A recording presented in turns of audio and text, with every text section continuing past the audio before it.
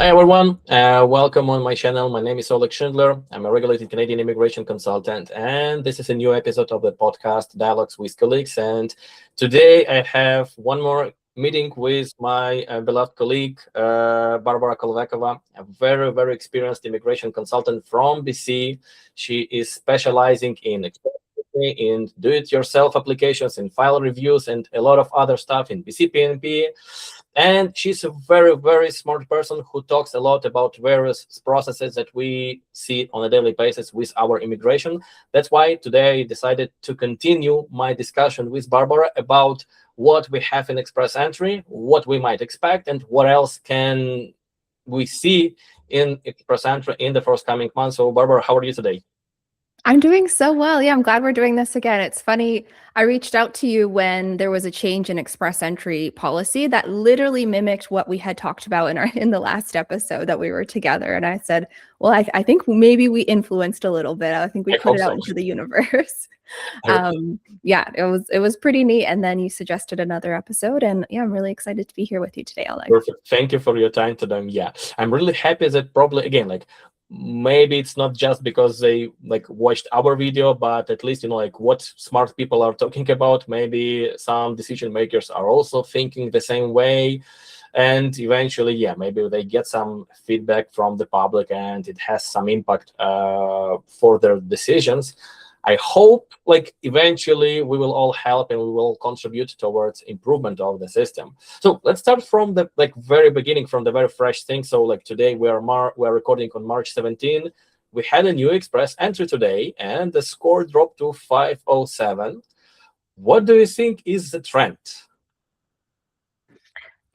I mean, it's always positive to see it going down. Last year was really tough, right? I'm sure in your firm as well. Like people were really only taking clients on that had 520 plus. There was even a period where it was 530 plus at one point. It was tough because that was the trend. And yeah, if people had 507 last year, they were kind of out of luck. We're just kind of seeing those pop up now. So I'm pleasantly surprised by the volume of CEC ITAs. And I keep getting nervous that it's going to lead to a big pause in them because I'm like, how are they even processing all of these? I love it. It's great. But I do worry that the sheer volume of it, there's got to be a pause at some point or a break in some point. It's just practically, how are they actually processing all of these in a meaningful? What's your take on what's going on? So first of all, just as one of my assistant messaged me just probably few hours ago, hey, this was the lowest score since August 2024. I mean, really? Wow.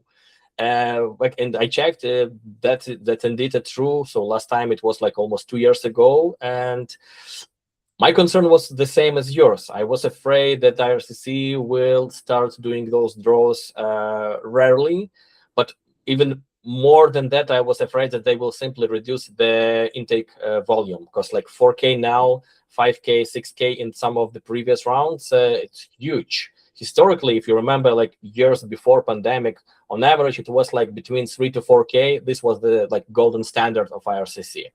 And then during majority of 2025, when they conducted those draws, we saw 1K invitations, it's nothing, literally it's a drop in the sea. Finally, we see some movement. So I already did some preliminary calculations. So as of their data on before this round, it was on based on March 15, there were 13,000 candidates in the pool with a score more than 500. So if we do a simple math, removing these 4K invitations, we may cautiously state that as of today, there are fewer than 10K people with a score higher than 500. If in the next 2 weeks we do hear that there is another round and they invite another couple of thousands, well, who knows? Maybe we're going to see the scores that are below 500 in a few months. What do you think? Is it real? Is it possible at all? I don't know. I would like that, but I don't know because they're also doing big volume with the French as well. And so I Yeah. think that, that kind of takes away from the CEC a little bit, in my opinion. And then they introduced all these new categories this year, but we've had one of them or two of them so far, and they're really small. So I don't think that's, it's like they're going to do those, but they're going to be tiny. So maybe the shift is CEC. I mean, that was the messaging even last year, is that they were going to focus on people in Canada, and everyone thought, oh, there's going to be big CEC draws. But like you said, they were small, and therefore the score was really high. It was like really unachievable, except for everyone learning French. I would say everyone I kind of met with had like a master's in Canada and a little bit of French. Like that was kind of what you needed to hit that scoring. So it's really hard if you're outside of Canada. It's still kind of hard if you're inside Canada as well. We're getting people at like the end of a 3-year PGWP. So you really need to kind of max out all these special points in Express Entry to still be. But yeah, I don't know. I would like it, but I don't want to be too optimistic and then be crushed. But yeah, I could see them slowing them down. Like maybe we won't have, because it's been quite frequent. Like we've had quite a few. I could see them maybe doing it once a month or once every 2 months or something like that. Yeah, well, just like I want to emphasize one thing here, because like many people are asking, so why do they continue inviting so many francophones? Like it is not fair. Those people are not in Canada. They like didn't pay taxes at all, but still they are like prior to that, blah blah blah. Well, I can agree with this criticism because indeed it may seem very unfair towards those who are already here, especially those who were here on PGWP. At the same time, don't be confused by huge invitation rounds, because there is a very simple explanation why they continue doing so. So there is a plan to invite around 30,000, there is a plan to issue permanent residence to 30,000 individuals this year. The problem is that a lot of those applicants are from the countries where there is a huge problem with documents. So I personally work a lot with clients in Cameroon, and it's literally sometimes close to impossible to literally provide a genuine proof of employment, not because the person didn't work and is providing false information, not at all, simply because there are no paychecks, payslips, there are no, the bank system is underdeveloped, tax system is like very, very basic. And yeah, unfortunately, I just recently received my very first refusal in permanent resident application, and it was from Cameroonian client. Again, like since I am in this industry, I didn't have one PR refusal so far. This was my first one, and the reason was because the officer told me like you didn't provide enough evidence. So when you see a lot of invitations for francophones, don't be afraid that francophones will take all the places. No. The government is simply inviting more people to make sure that they have enough people who could get the PR. But I would say that it means it's vice versa. It may be a problem at some point for those who build plans on francophones, but once the quota is reached, they may postpone new invitations for French candidates. So concentrate on CEC right now, but if you consider learning French, do so. I do so. Yeah, like French will not hurt you whatsoever. I think I get that question a lot, and you might as well have like, oh, well, is it worth it? Because by the time is it still going to be around? It's like, well, at the end of the day, we really don't know. Like there's speculations, there's plans. I always like to emphasize they call them immigration plans. Plans change all the time in life and in government, absolutely.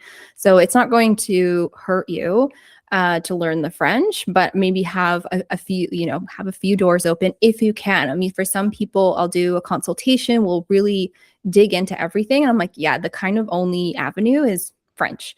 But for some people, they have like PNP potential, French, or maybe a category draw as well. So I'm always like, keep all the doors open. So you don't want to shut French. And that's a good point too. Like invitations do not equal PR either. So, and the numbers that they're aiming for are approved PRs.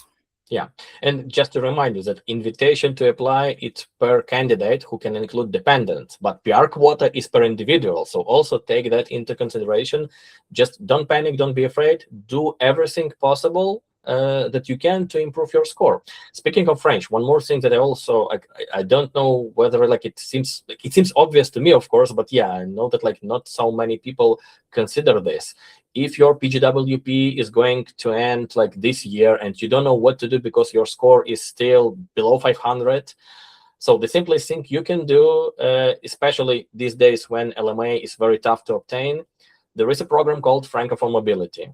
It requires you reaching CLB level 5 in French only in spoken skills, meaning speaking and listening only. No reading, no writing.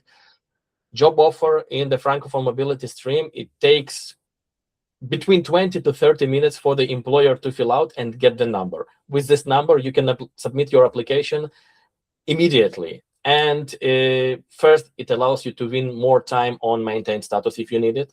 Second, it is with you as long as your language test is valid. You can always do the same thing with a different employer, literally, like no LMA process, no costly advertising for your employer, no complicated process for reviewing Canadian candidates. Literally, they pay $230 compliance fee when they submit the job offer. Boom, apply. Yeah, absolutely. That's such a, again, going back to like French will never hurt you. Like it will only open up doors for you, both with work permits and the PR. And then I kind of like that too. It kind of weaves into the, I don't want to call it an update, but like a plan from the government looking into adding job offer points again in express entry, which we looked at this morning together. So I feel like it was like that one sentence, right? So I feel maybe there might change the definition of valid job offer, because the way it was happening before, like the reason they removed it was because it was not working. I mean, people were essentially selling job offers, but an element of the current legal definition of valid job offer could be a Francophone mobility work permit and a year working on that permit or working for the employer in that job already. So it could, again, keeping that door open, it could lead to job offer points in the future if they bring them back in that way in express entry. Yeah, let me share my screen so our viewers can also see what we are discussing. So guys, so here are the things. So there was a publication of the IRCC departmental plan for 2026-2027, a big document with a lot of information. So here, the last update was March 13. So you can see it's like a pretty fresh thing. So here we can, where was it? So here. So this is the place that we're looking for. So in this document, the government is hinting us that they are considering addition of points for two things, for job offers and Canadian work experience in high-wage occupations. So the $1 million question right now is, what will they consider a valid job offer, just like Barbara said? And the second thing, what will they consider as high-wage occupations? Will it be just like the median wage or higher as it was in LMA? Will it be some difference in NOCs or like specific threshold for salaries? No one knows. But the public consultations go on. So something is going on behind the scenes. We just need to be patient to wait until they publish it. Yes, exactly. Like, good to note that it's not in place right now, and there's no further details other than literally those like 2 lines in that report, but hopeful. And so one interesting thing to kind of parallel, so the BCPNP is really similar to express entry in that it's like a profile, it's a points and invitation system for most of the streams.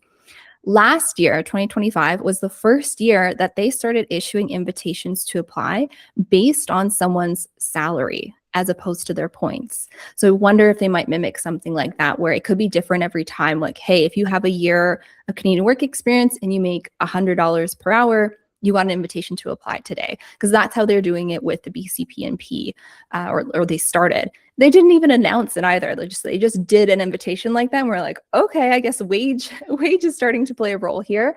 So it's very interesting, and it's either or with BCPNP. So you don't have to have points and wage. If you just have a really high salary, you can forget about whatever your points are. You have a potential to be invited through BCPNP. So interesting that it might mimic that as well in the future. Well, that could be interesting, yes. At the same time, well, again, like it's just from my conversation with my team yesterday, and they all complained me, what? new changes to express entry. We need to rethink the strategy again for so many clients. What the hell? So in a way, yes. So like you have to understand that this is one of the struggles that RCICs are facing on a daily basis. The legislation is changing constantly, all the time. All the programs are changing. That's why we take so many hours of professional development. That who doesn't know, we are obligated for 16 hours of continued professional development. At the same time, majority of my colleagues, including Barbara, usually take several dozens of hours a year, just because like we value our professionalism and we want to be aware of everything. Mm-hmm. That's why like we do a lot of self-education. Yes, but yes, so you have to monitor. So like it's very common that you plan one thing, by the end you achieve like what you wanted, the rules are different and you need to accommodate, unfortunately. Yeah, absolutely. Things are constantly moving. I've even had clients who, like you mentioned at the beginning, I primarily do like DIY and reviews for clients doing it themselves. But I sometimes have such a large gap between them meeting me for a consultation and coming for a review that the rules have changed. And so their strategy needs to change. I'm talking like months and months and months. Typically, if it's a few months later, like we're good. But again, you can never say for sure. It can be overnight sometimes, the change. Typically, we have a bit of a heads up, but not always. So we're on our toes day in, day out. It's a 24/7 job for sure. Yes, unfortunately, yes. To be honest with you, I miss like that period when we didn't have any targeted categories, when we just had like regular draws, like very dull, every second Wednesday, like a new round. It was so easy to navigate. But Yes. It was so easy for people to understand as well, to be like, oh, okay, I have this criteria and I have this points. I'm a good candidate, or I'm not a good candidate. I have to do PNP. It kind of felt like option A, option B. Now, like I said, I almost like keep every door open. And sometimes I have like 5 different ideas for my clients, and it can get confusing for them as well. So even just like communicating it and the messaging and them understanding, that was a reason too why I loved that they changed the criteria for the category-based draws. The experience used to be 6 months in a specific occupation. And it was so confusing to the public. I had so many messages being like, oh, I just need 6 months and then I'm good. And I'm like, no. There's so much more criteria to it, and there's still points. And it was just a whole thing. So I'm glad at least that one element was switched to a full year, because at least that, parallels with all the criteria for any express entry program. They're all a minimum 1 year of work experience or more. yeah, and that was exactly what we suggested that can be a good thing for the system in general. And I hope that they heard and they did. Yes, some may say, well, but it is unfair, but that is the point thing. Like, so we're not talking about fairness. We're talking about efficiency of the system. After all, we don't want people just to come through the system because they want to. We want those who will really fill those labor gaps. After all, this is like economic tool for Canada to bring more educators, more healthcare specialists, more tradespeople, not just like give PR to everyone. Well, yes, okay. Us also as an immigrant, we also understand your boots. We want to help you. We are looking for ways to help you, but you need to understand that you still need to play by the rules and play honestly. Like, yeah, otherwise the system will be abused and it will cause additional changes that will eventually hurt everyone. Yeah, absolutely. Like it just is what it is. I mean, if someone's getting frustrated with it, like maybe it's not your path, because you really need to have a bit of grit and patience and resilience, and know that it's not quick and easy. It will never be quick and easy. But if it's your goal and your life goal and your dream, it's worth it for sure. It's always going to be worth it, in my opinion. But it's never going to be quick and easy. And yeah, there was always some element of criteria and points, even when my parents immigrated, when it was all paper-based and phone, internet did not exist. There was still a point system in place for them. But they filled out paperwork, and then their points got calculated by the officer, and the whole thing. So they've always tried to create some kind of criteria with an idea of like, will this person be successful in Canada, be able to, they call it economically established. For me, it's just like, can you hold down a job? Can you pay your bills? Can you, have an enjoyable life in Canada? That's what they're looking for. And that's the goal of all this nuanced criteria that we then have to explain to our clients. Yes, exactly. Yeah.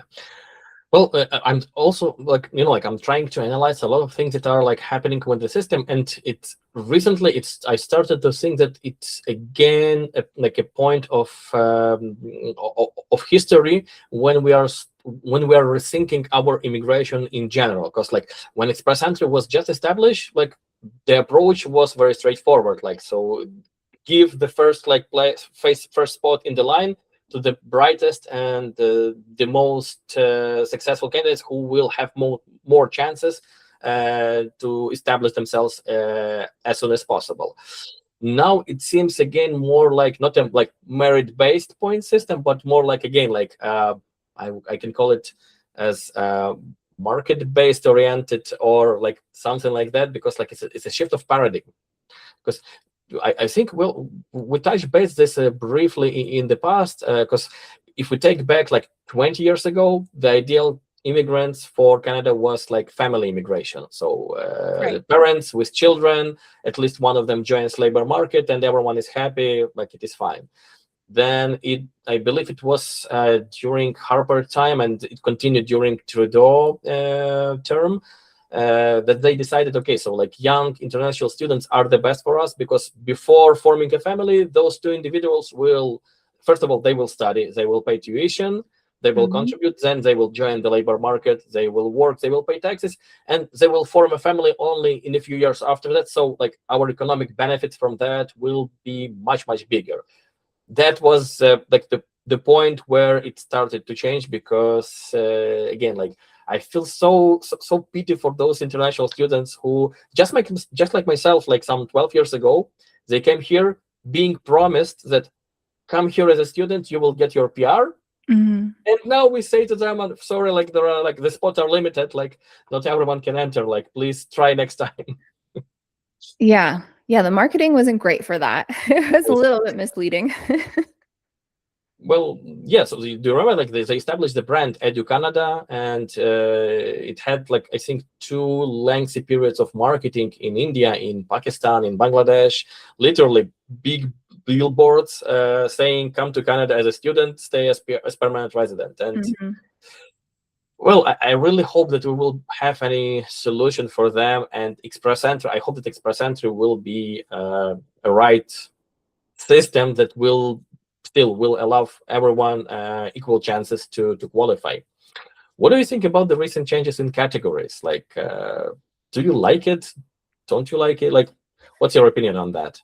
Yeah, very interesting. I mean, and when you're talking about, who is Canada trying to attract right now? Clearly, they're being very nuanced. They're almost looking for experienced professionals to like jump into a particular career right away in Canada.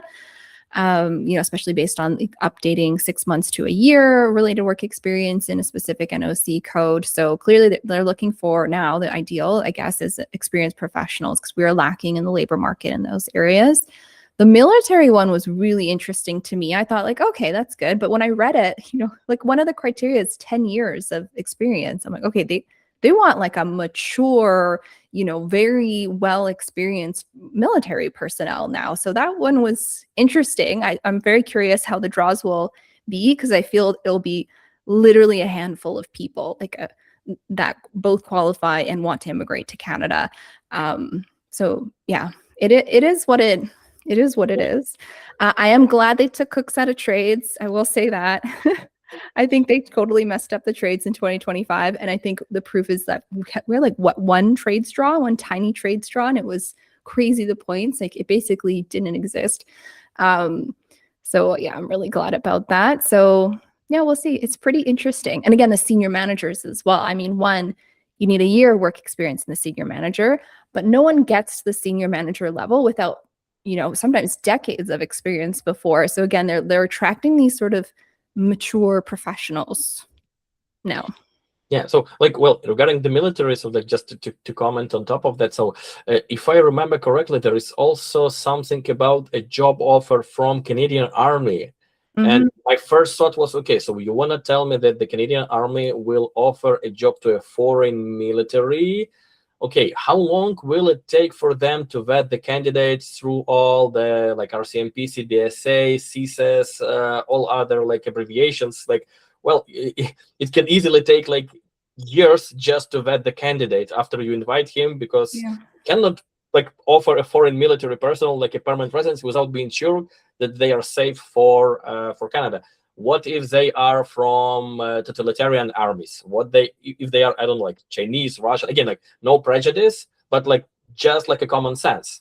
What if they are from Iranian army right now? Like what the hell? So it's really weird for me. I don't know. Maybe they specifically target Americans. I don't know. Like That was what came to mind too, because I have met with some like U.S. military personnel in the past year, and so and they had asked like, oh, is there a military, kind of sequence pathway? And I'm like, not specifically that I know of. And now there is, but even so, the people who I met with were maybe like 5 years in the military, 7 years in the military. So like, I haven't even met with a candidate that would have potential to fit into that category. So it'll be, and I think very interesting. We might even not see any draws at all this year. But yeah, that's what I thought was that maybe they're trying to attract U.S. military specifically, which isn't great. not very open-minded there, but yeah, very true. If you spend 10 years with a certain country's military, you might feel a sense of, devotion and loyalty to them as well. Like it might be hard to transfer to an entirely different country. So very interesting. Clearly there's a need for it. They're trying to attract it, but it's very, very specific criteria. I'm not sure if anyone will meet it this year.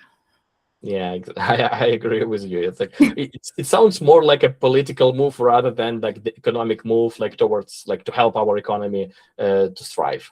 Yeah, with senior managers, I kind of love it. I still don't know what to expect exactly, but like I can share my few thoughts. So first of all, I think they are kind of trying to compensate the closure of startup visa, the closure of self-employed program. So literally, we don't have any business program open at the federal level as of today. Like literally nothing.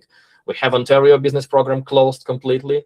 We have some other provincial business programs that are open, but again, not great. It takes between 3.5 to 5.5 years to go through all this process. And here is the thing. So like if you're a business candidate, if you are ICT work permit holder, probably that would be like the audience that they want to target to. But like I can share another anecdote with you. Some of my clients, when they saw this news, they already called me and asked, okay, why don't we promote me to be a senior manager in my small business where I have like exactly 2.5 people working with me and I can be their manager? I mean, like, guys, like, okay, you need to understand something. If you claim NOC that starts with 30, that means that you have, first of all, you must have a 6-digit salary. Like, I don't believe it will look genuine if you're like a top manager, C-level, with like a salary of like 50K per year or 40K per year. It's like No. It doesn't work this way.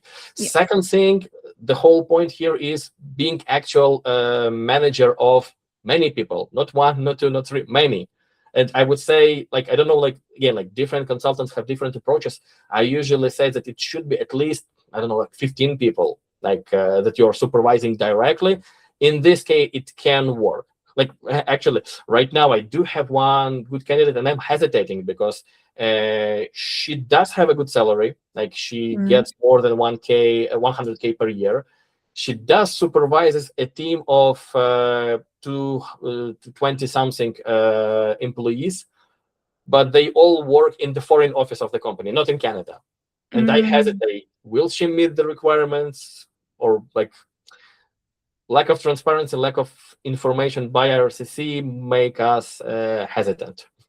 Absolutely. Yeah. The only like parallel I have to is when you do like an intercompany transfer, there was like a whole story behind it and business plan, and we include like the hierarchy. And my thing was always explaining to people, for me anyway, senior manager, you are a manager of managers. So some people were like, oh, I'm a senior manager, and then there's the supervisor and then the retail people or something like that. And I'm like, no, it's not quite as senior. It wasn't, at least it wasn't how IRCC was taking it, because we would see refusals. There'd be case law and stuff on that. So we know that they like to see a few levels to the senior manager. It can't just be like you and then your staff. And also for me, it's a little bit like you're not on the floor, if that makes, like if you own a store or anything, you're in a corporate office somewhere and you're dealing with the big picture stuff. You're never really like there dealing with customers or dealing with the floor staff or anything like that. So yeah, there is no guidance right now to it. So I've only been kind of using the, criteria that we sort of learned from doing intercompany transfers. Yeah, or like if you remember, up until 2021, we had like owner operator LMIA for a senior manager. So I remember how tough the officers were, how they always said. So they didn't question that the job offer is genuine or the employment is genuine. No, but they were always hesitant in terms of, okay, like, can you prove that like this is actually like NOC with 2 zeros? Back then it was like 2 zeros, not 3 zeros for top managers, and not like a regular manager. And I remember like very often drawing those like corporate charts showing who exactly reports to whom, which department is where, like what office. And only in such cases we had approvals, because otherwise the officer easily like refused to assign the required NOC, and they told us, no, like you're not a top manager, you're just a regular like manager. It's like a different level of occupation. Yes, that's such a good point, actually, the owner operator, because we did a few that were small. We did a few where people were literally starting their business in Canada and didn't have any employees yet at all.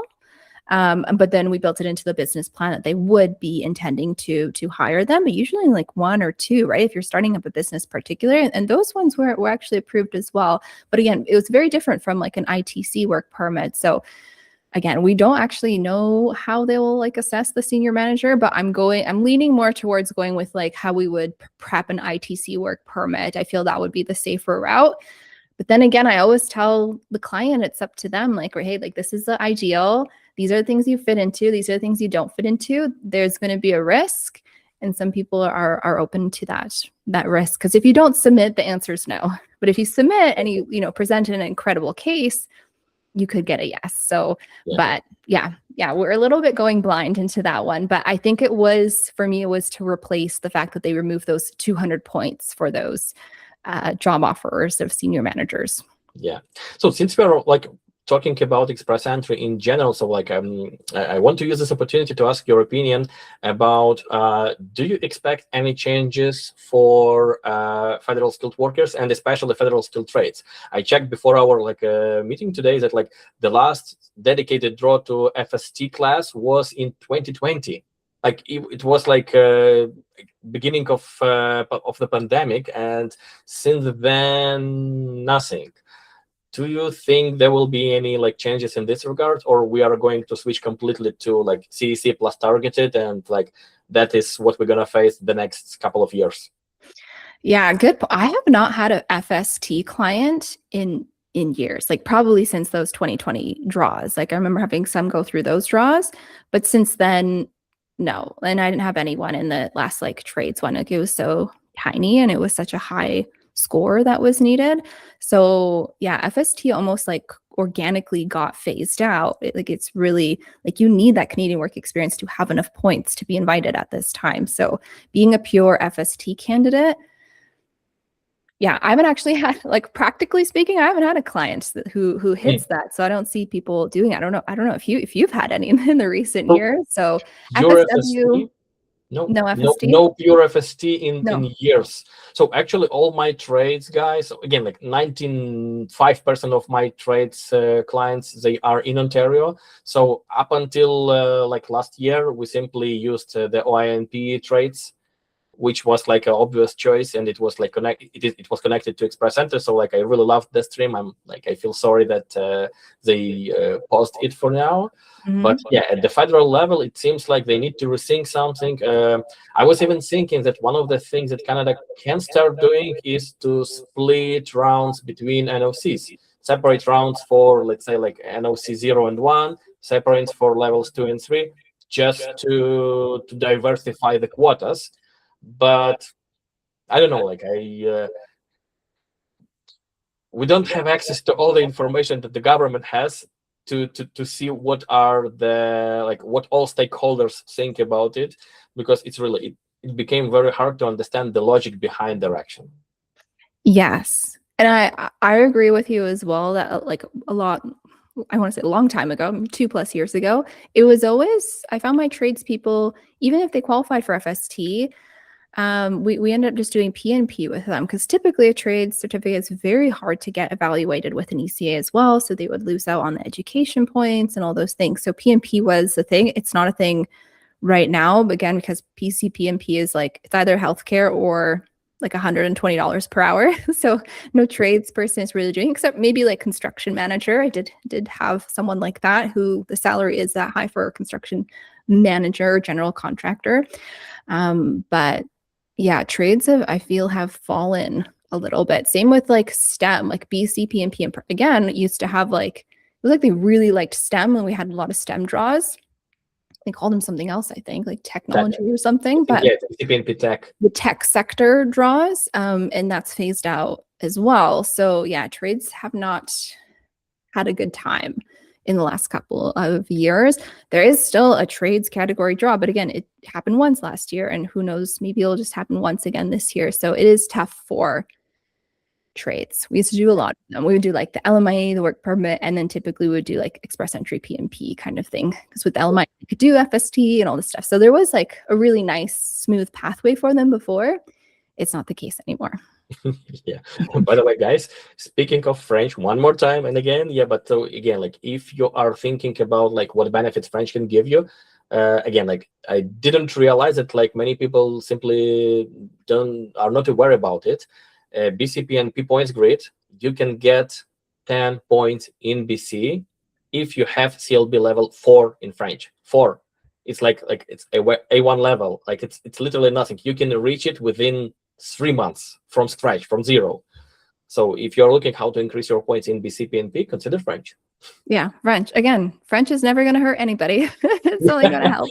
I love when you say that. Yeah, it's like it's so obvious. Yeah, and again, like I'm also again like as someone who is living in the capital, and one of the reasons why I decided to start learning French by myself, simply out of respect to our like French-speaking compatriots. Like it's a good thing to know the second official language. Who knows? Maybe one day I will start like a different career, maybe with the government. And like it's a good thing to know. Even to have this opportunity to visit Quebec and to approach to your waiter in the restaurant, like making an order in French, it's just like out of respect, it's a good thing. Yeah, it's pretty special, and it's literally good for you to learn new languages. Like it's great for your brain, and it will not hurt you. So yeah, I think that's really cool. You're learning French too. I know you were working on it last time we spoke too. So yeah, I continue. Yeah, again, like I don't have a lot of time, but I keep struggling with it. And yeah, I do. Even if I don't have time, I do at least like 5-10 minutes a day, but every day. Yeah, it's just that little bit. And yeah, again, PR, it's not quick and easy, but if it's your goal, like why not, get a French tutor, do an online class, like watch French movies, listen to French music, like you can just fully immerse yourself. And if it's your goal, then why not? Also, I like to say, like, if French is like your kind of like pathway or idea for PR or another work permit, you are only relying on yourself. Yeah. Right? You're not like PNP, there's also the employer involved and stuff, for most streams and stuff like that, or, and things fall through, or RCIP, even I've heard of those job offers falling through. And there's a whole thing. French, you are relying on yourself and your ability to learn this language. So it's up to you. Like you have the power. You don't need anything else. That actually was always my position when I advise clients. I tell them that, look, like, yeah, like it may seem easy, like easier for you, like with minimum English, like find an employer and start the process, but you're tied to your employer for the whole duration of your process.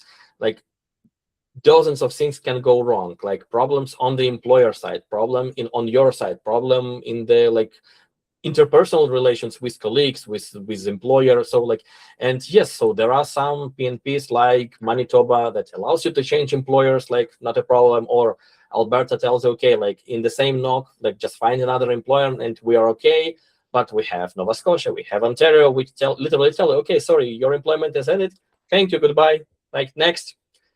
It's so unfair. And yeah, just like you said, so like when you have two languages, when you have Canadian education, when you have like foreign education, when you have work experience, you literally rely only on yourself. You don't need to, like, you can change jobs, you can maintain your lifestyle, whatever you want to do, you're safe, because it's all about you, not about your employer. Yeah. Yeah. Not relying on anyone else but yourself. And so I think that that's pretty powerful as well. And yeah, it's just, that's just where we are. I mean, 5 years ago, I would never have told anyone to go and learn French. Like it was not a necessary strategy. It's very much a necessary strategy in 2026. Perfect. Barbara, to conclude our meeting today, so like I have two last things. Just from the practical point, I want you to share with the viewers like what you observe like in your practice. First of all, first question is in terms of the processing time. Do you see the improvements in the processing?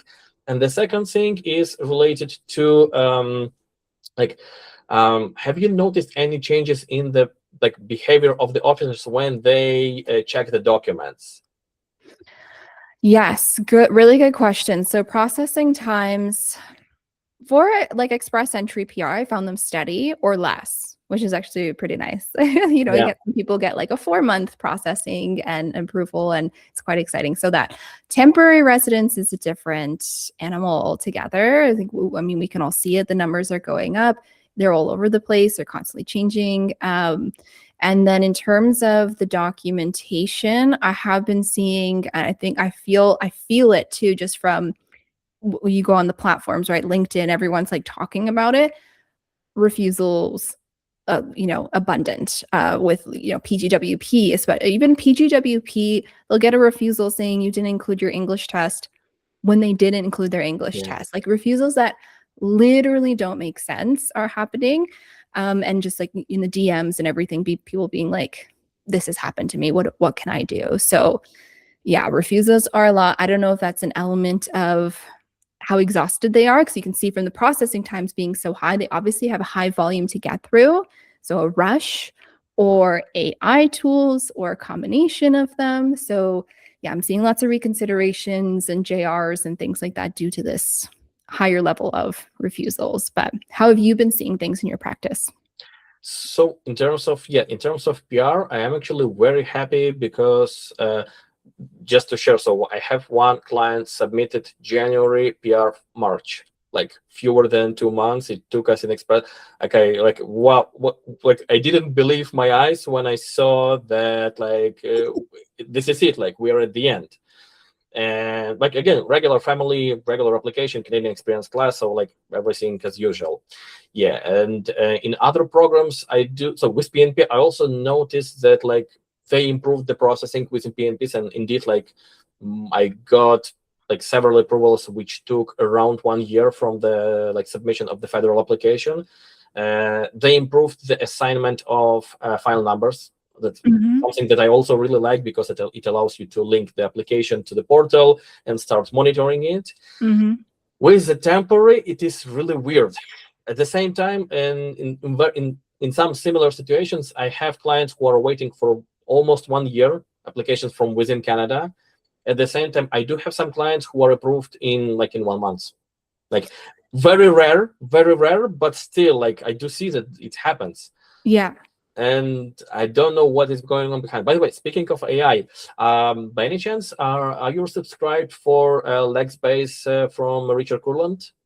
I'm not Oh, subscribed so to it. like Yeah. in their recent issues, they actually shared one ethic note in which, so like you remember the official position of IRCC is that yeah, like we do use some elements of AI, but it's still always like the officer, like the human being decides on everything, blah blah blah. But Yes. like in the in the documents that have been revealed right now, they literally admit that they actively used AI since 2013.